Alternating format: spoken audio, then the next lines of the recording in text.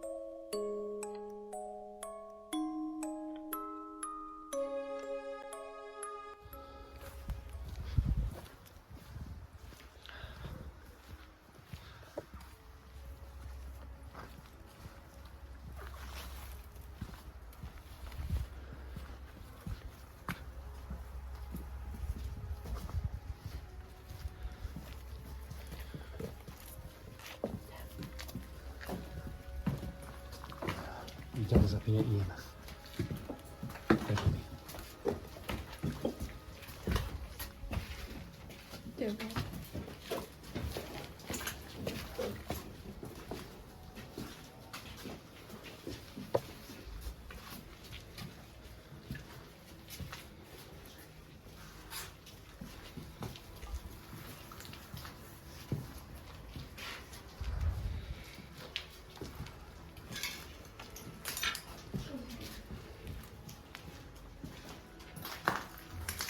Pozor na střep.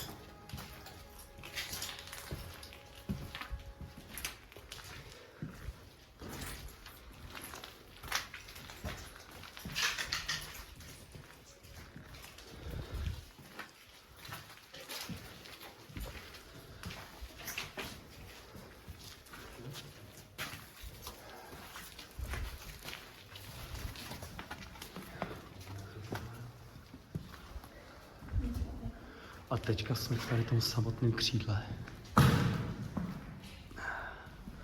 V tomto samotném a odsaď. Teď jsme uprostřed sanatoria.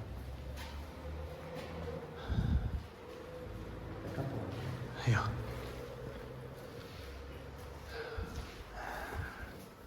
Půjdeme tudy, jo?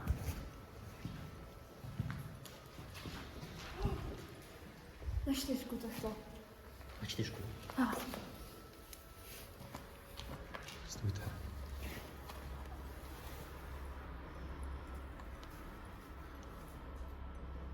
Trojka. Nemáte někdo data?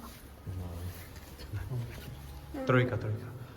Jestli je tady někdo s námi, ať to teďka rozbliká na 5. Ať se přiblíží k tomu přístroji, prosím, jestli je tady někdo s námi. Začíná 2. Teď.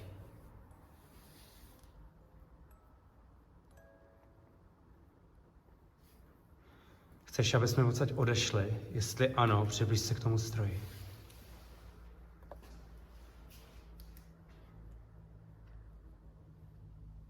Nic.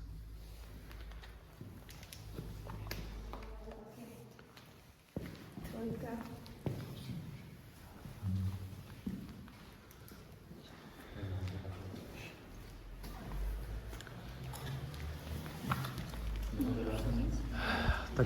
Tak pomaličku jdeme, jo. Pětka. Stoj. A běž pomalu sem k té chodbě. To je tady v té místnosti.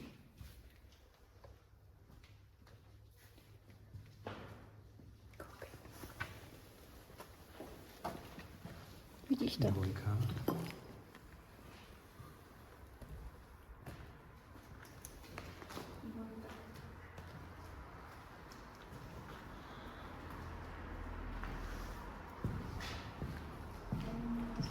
Lásko, pojď sem. S tím IMFkem. Já to cítím. Pojď sem. Trojka. A otáčí se směrem ke mně s tím IMFkem.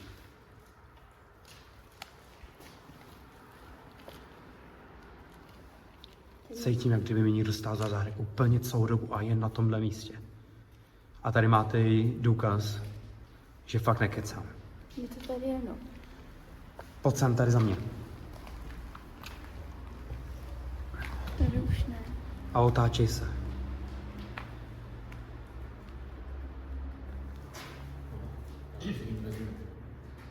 Já cítím strašnou těžkost tady, ale hroznou. Já tepo. Skáče to na jedničku a trojku. Jdem.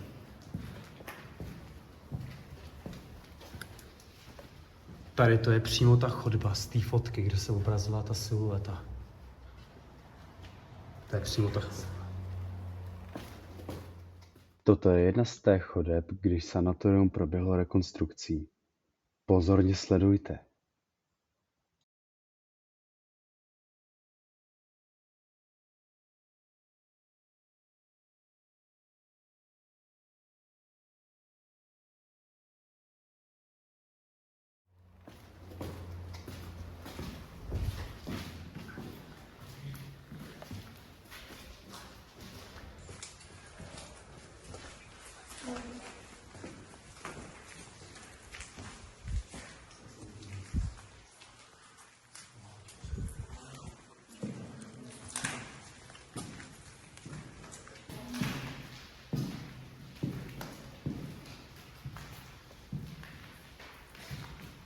Tady někdo i přespal, jak tak vidím asi.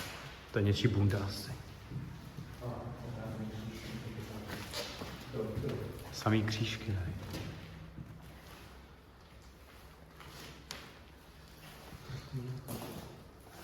Cítím strašnou těžkost v nohách, ty vole. Cítím, jak kdyby mě furt něco táhlo k zemi, ty vole, furt.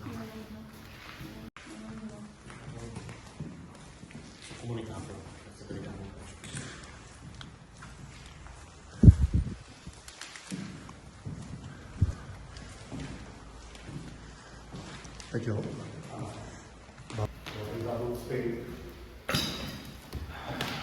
Na tom místě, kde se budu i já a Ondra asi cítit nejhůř. A kde to IMF bude fakt hrozně blbnout. Zatím máme tu kapli tam. Tam by to bylo už asi nejlepší vzít i ten spirit, ale ještě to tady projdeme.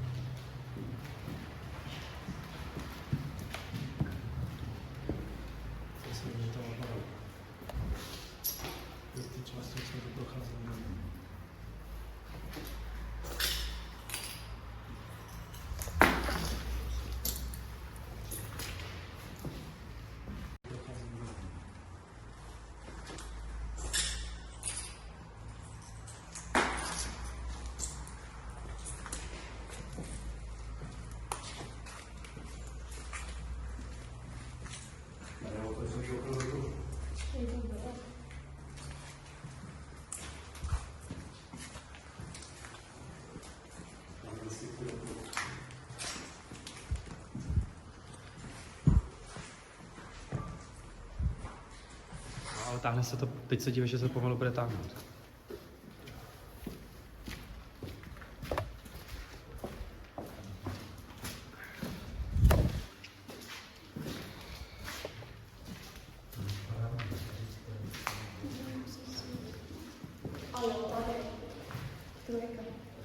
Ty vole, a už tady cítím chlad. Já taky a hrozný. Tady je extrémní chlad. Jo. Ale trojka.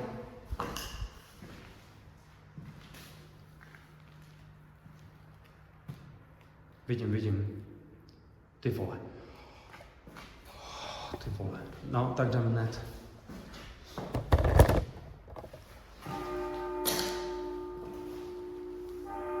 Není to slabé.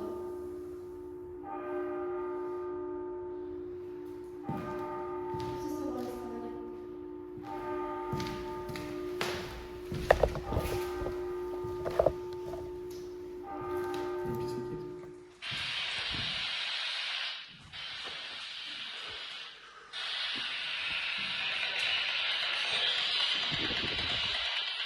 Je tady někdo s náma v této místnosti?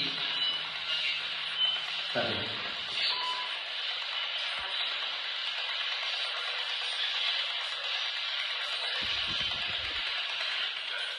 Zde. Mohl by si prosím přistoupit k tomu vyučujícímu zařízení a zkusit ho rozklikat?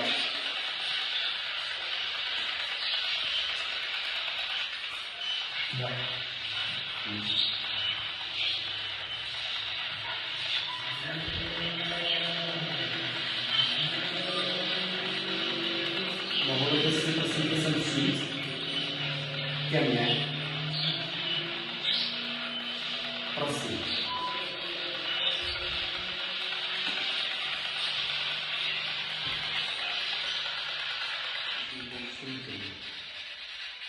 Si rozumí do postu.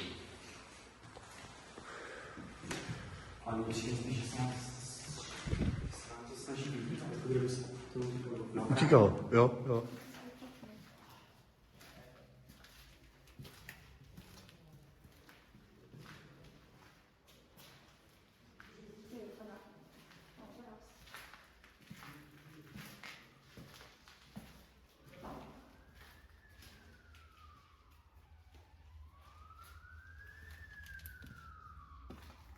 Ty vole, tady to je.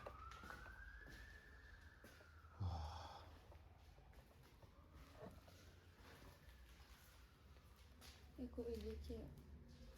Jo.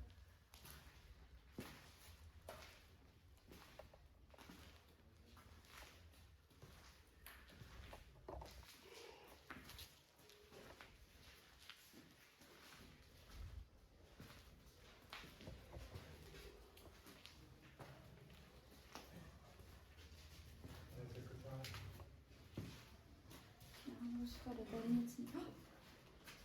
Mám to. Bliká to. Tady něco je. Velký kontakt, trojka, Tady je. neustále. Čtyřka. Extrémní čtyřka máme Tady tady. něco je. Tady něco je. Tady něco je. Teď jste všichni přišli a zase to zmizelo. A měli jsme čtyřku normálně. Máme čtyřku. Už se oddálíte, pryč. Půjdeme s velkým rozestupem, já s Mončou jdem dopředu. Ale, to je něco pro Monču. Viděl jsi to, ne? Jo. To bílý.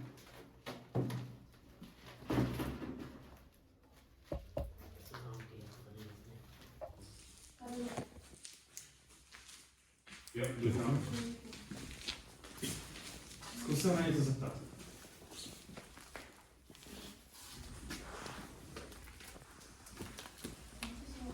Chceš, aby jsme odsaď odešli? Jestli ano, rozblikej to, prosím.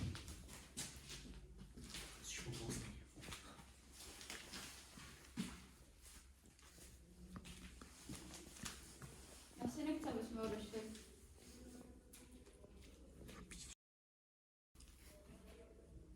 Jo, to utíká. Mě taky.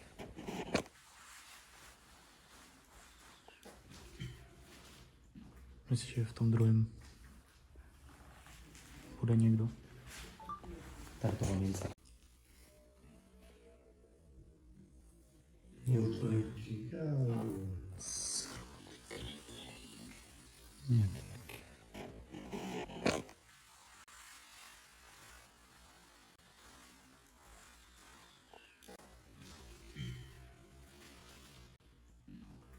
Myslíš, že v tom druhém